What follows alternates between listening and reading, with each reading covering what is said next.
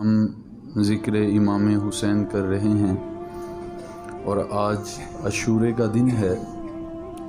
یہ وہ دن تھا جب امام علی مقام اپنی شہادت پیش کرتے ہیں۔ مدینے سے روانگی کے بعد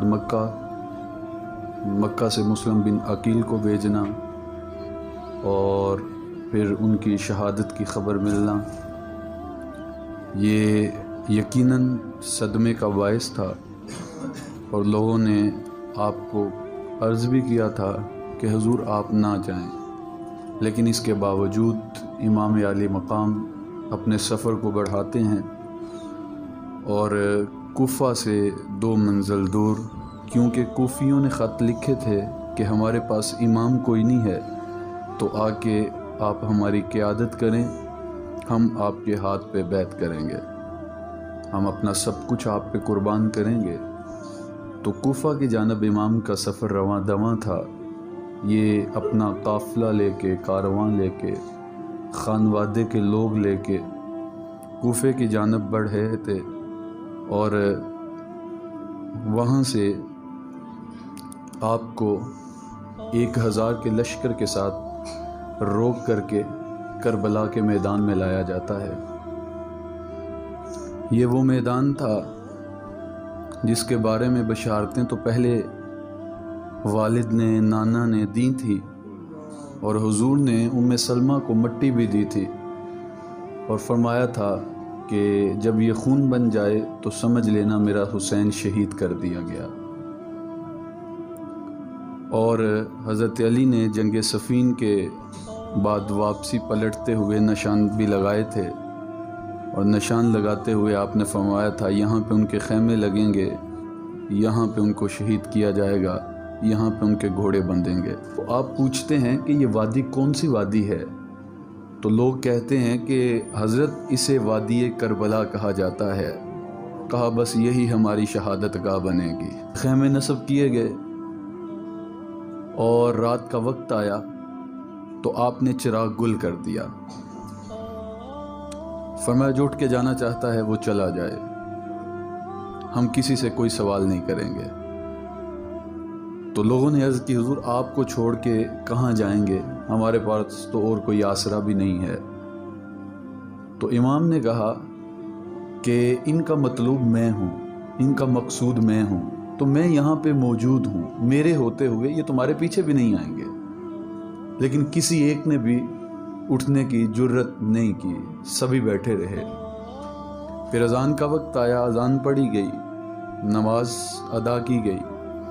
7 محرم الحرام کو آپ کے اوپر پانی بند کر دیا گیا۔ ابن سعد کے حکم سے نہر فرات کے کنارے پہ فوجیں تعینات کر دی گئیں کہ حسین کے خیموں تک پانی کی ایک بوند بھی نہیں پہنچنی چاہیے۔ اللہ اکبر۔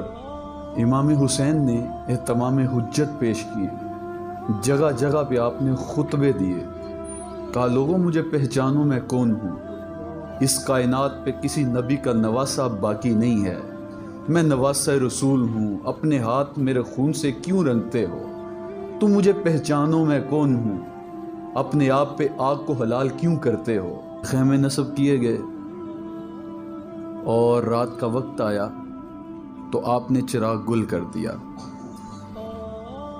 فرمایا جو اٹھ کے جانا چاہتا ہے وہ چلا جائے، ہم کسی سے کوئی سوال نہیں کریں گے۔ تو لوگوں نے عرض کی حضور آپ کو چھوڑ کے کہاں جائیں گے، ہمارے پاس تو اور کوئی آسرا بھی نہیں ہے۔ تو امام نے کہا کہ ان کا مطلوب میں ہوں، ان کا مقصود میں ہوں، تو میں یہاں پہ موجود ہوں، میرے ہوتے ہوئے یہ تمہارے پیچھے بھی نہیں آئیں گے۔ لیکن کسی ایک نے بھی اٹھنے کی جرت نہیں کی، سبھی بیٹھے رہے۔ پھر اذان کا وقت آیا، اذان پڑھی گئی، نماز ادا کی گئی۔ 7 محرم الحرام کو آپ کے اوپر پانی بند کر دیا گیا۔ ابن سعد کے حکم سے نہر فرات کے کنارے پہ فوجیں تعینات کر دی گئیں کہ حسین کے خیموں تک پانی کی ایک بوند بھی نہیں پہنچنی چاہیے۔ اللہ اکبر۔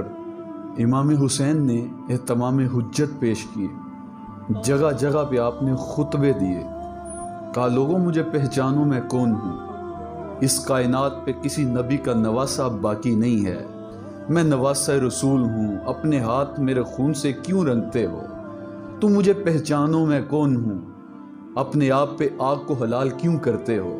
امام علی مقام یہی فرماتے تھے کہ لوگوں مجھے پہچانو میں کون ہوں، یہ ظلم نہ کرو، لیکن ان کا صرف ایک ہی مقصود تھا، یا تو بیعت کر لو یا سر دے دو۔ تو امام نے فرمایا کہ بیعت تو ہم کسی صورت نہیں کریں گے۔ پھر 9 محرم کی رات تھی کہ ادھر سے کچھ لوگ آتے ہیں، تو حضرت امام حمام نے حکم دیا کہ پوچھا جائے یہ کون لوگ ہیں، تو انہوں نے کہا کہ ہم یزیدی لشکر سے ہیں اور تمہیں قتل کرنے کے ارادے سے آئے ہیں۔ تو امام نے کہا کہ ہمیں ایک رات کی مہلت دو، رات کو اپنے رب کو جی بھر کے سجدے کر دیں، تم جانتے ہو میرا قرآن کے ساتھ ربط بڑا گہرا ہے، میرا رب کے ساتھ پیار بڑا ہے، اس کے بعد ہم تمہارے مقابلے میں نکل آئیں گے۔ تو انہوں نے بات مان لی اور ایک رات ان کو دے دی۔ پھر صبح کا وقت ہوا، اللہ اکبر، شہزادہ علی اکبر نے اذان پڑھی، اس کے بعد ان کی آخری نماز تھی جو باجماعت ادا کی گئی۔ اللہ اکبر، یار موت سرہانے پہ کھڑی ہو اور پتہ ہو یہ سجدے آخری سجدے ہیں، ان کے بعد قتل کر دیے جائیں گے، تو کس کو چین کا سانس آتا ہے؟ لیکن یہ پورے خشوع و خضوع کے ساتھ رب کے حضور سجدے کرتے ہیں، اور پھر اس کے بعد ایک ایک کر کے ان کے مقابلے میں نکلتے ہیں۔ کبھی حضرت علی اکبر جاتے ہیں، کبھی حضرت قاسم جاتے ہیں، کبھی حضرت عباس سلمدار جاتے ہیں، اور حضرت عباس کو امام حسین نے پرچم پکڑایا تھا۔ تو پھر قربانیاں باری باری پیش ہونے لگی، ایک ایک شہزادہ جاتا اور دشمن کے لشکر کو پیچھے دھکیلتا چلا جاتا، حتیٰ کہ ابن زیاد نے یہ بات کی، وہ کہنے لگا اگر ان پہ پانی بند نہ کیا جاتا اور ایک ایک کر کے ہم ان کے مقابلے میں آتے تو یہ ہم سب کو قتل کر دیتے۔ اللہ اکبر۔ اور پھر جو ہے وہ جب سارے شہید ہو گئے، حضرت علی اکبر بھی شہادت پیش کر چکے اور حضرت قاسم بھی شہادت پیش کر چکے، تو اب مجھے بھی اجازت دیجئے کہ میں میدان عمل میں نکلوں۔ خیمے کے اندر آئے اور انہوں نے حضرت سکینہ اور حضرت علی اصغر کی پیاس دیکھی، تو یہ باہر نکلے اور زور سے کہنے لگے میں پانی لے کے آؤں گا۔ تو سیدہ زینب نے آواز دی، آپ فرمانے لگیں کہ آپ نہیں دیکھتے کہ نہر فرات کے اوپر جو فولادی لشکر ہے وہ آپ کو پانی نہیں لینے دے گا؟ تو آپ فرمانے لگے کہ کیا آپ نہیں جانتی کہ میں بھی علی کا شہزادہ ہوں، میں پانی لے کے آؤں گا۔ آپ نکلتے ہیں اور پھر حیدری خون جوش مارتا ہے اور امام حسین سے کہتا کہ میرا خون رگوں سے باہر نکلنا چاہ رہا ہے، آپ مجھے حکم دیں کہ میں ان کے مقابلے میں نکلوں۔ وہ آپ نے اجازت دی۔ اب یہ میدان عمل میں نکلتے ہیں، ان کی تلواریں لڑکھڑانے لگیں، بڑے بڑے بہادروں کے پتے پانی ہونے لگے اور گھوڑے سنبھالے نہیں جاتے، امام وار کرتے ہیں، سر سے لے کر پاؤں تک چیر کے رکھ دیتے ہیں، اور پھر نہر فرات کی جانب گھوڑا بڑھاتے ہیں اور نہر فرات کے اندر اترتے ہیں، پانی پکڑتے ہیں اور پھر مشکیزے کے اندر بڑھتے ہیں اور اپنے شانے کے اوپر وہ مشکیزہ لٹکاتے ہیں اور واپس آتے ہیں۔ راستے کے اندر مزاحمت اختیار کی اور ان کو پانی لے جانے سے روکا، لیکن اس کے باوجود آپ نے ایک شانے پہ جو ہے وہ مشکیزہ لٹکایا ہے، ایک بازو کے ساتھ ان کا مقابلہ کرتے ہیں۔ پھر ایک بدبخت آگے بڑھا اور اس نے آپ کے شانے پہ وار کیا جس سے آپ کا بازو کٹ کے نیچے گر گیا۔ اللہ اکبر۔ دوسرے ہاتھ سے پھر مشکیزہ بھی سنبھالتے ہیں اور تلوار بھی چلاتے ہیں، لیکن اب وہ مضبوطی نہیں رہی تھی۔ پھر ایک اور شخص نے دوسرے شانے پہ وار کیا اور آپ کا وہ بازو بھی کاٹ دیا۔ پھر زمانے نے وہ منظر بھی دیکھا کہ آپ نے اپنے دانتوں کے ساتھ مشکیزے کی تنابیں پکڑ لی۔ پھر ایک بدبخت آگے بڑھا اور آپ کے سر کے اندر نیزہ مارا اور آپ سے وہ نیزے کا وار برداشت نہ ہوا اور آپ زمین پہ آ گئے، کہنے لگے یا اخی ادرکنی، اے میرے بھائی حسین مجھے پکڑیے۔ اللہ اکبر۔ پھر امام حسین ان کو پکڑ کے بھی خیموں تک لاتے ہیں اور پھر وہ بار بار تقاضا کرتے تھے کہ اب آپ ہمارے مقابلے میں نکلیں۔ اللہ اکبر۔ تو سیدہ زینب کو ملنے کے لیے گئے اور کہنے لگے میری بہن میں تمہیں صبر کی تلقین کرتا ہوں، اور صبر ہی وہ چیز ہے جس کے ذریعے رب کا قرب حاصل کیا جا سکتا ہے، تو میرے بعد مخدرات اسلام کی عزت کو تو نے سنبھالنا ہے۔ اور پھر آپ گھوڑے پہ سوار ہوتے ہیں، سیدہ کی آنکھوں سے آنسو نکل آئے، اور خیال تھا کہ جو بھی جاتا تھا اس کو امام علی مقام اٹھا کے لاتے تھے، اب تو امام جا رہے ہیں، ان کو کون اٹھا کے لائے گا؟ اللہ اکبر! لیکن آپ ان کے مقابلے میں نکلتے ہیں، لشکر اشقیاء کو پیچھے دھکیلتے چلے جاتے ہیں، پھر تیروں کی بوچھار کی گئی، 113 تیر آپ کے جسم کے اندر پیوست ہو گئے، لیکن آپ عظیمت کی داستان رقم کرنے کے لیے ان کے مقابلے میں تھے۔